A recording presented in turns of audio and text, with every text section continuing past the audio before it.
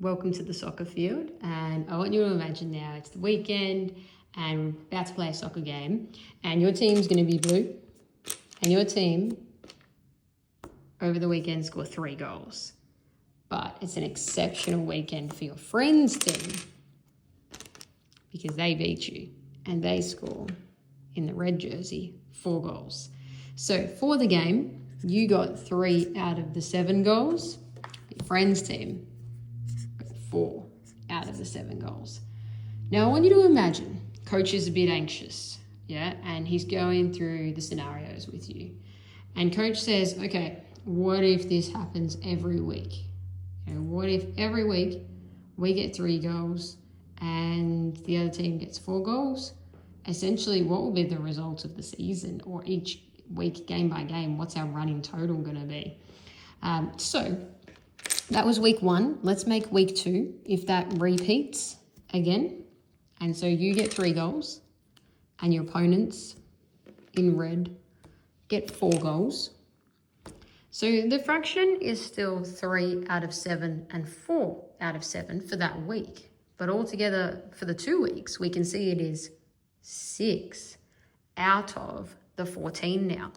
So now that's 6 out of 14 for the blue team.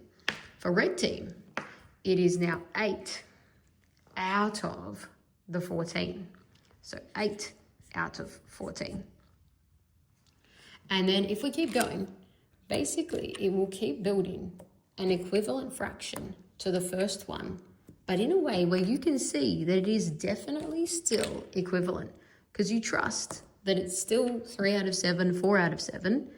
But now for the blue team, it is 9 out of the 21. So 9 out of 21. Not looking good.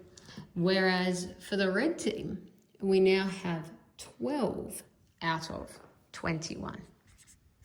Much more impressive. And so in this way, we can build the equivalent fractions, and we can sort of keep tally that 3 out of 7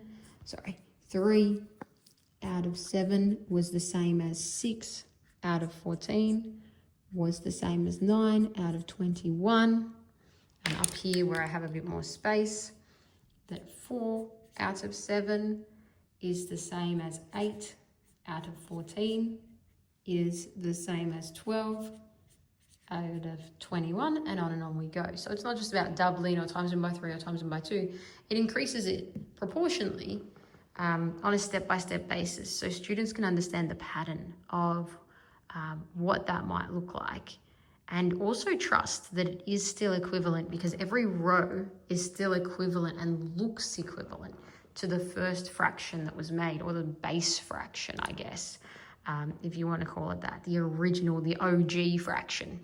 And every row is replicating the OG fraction in that way. So it builds some visual trust in why the equivalence is actually equal.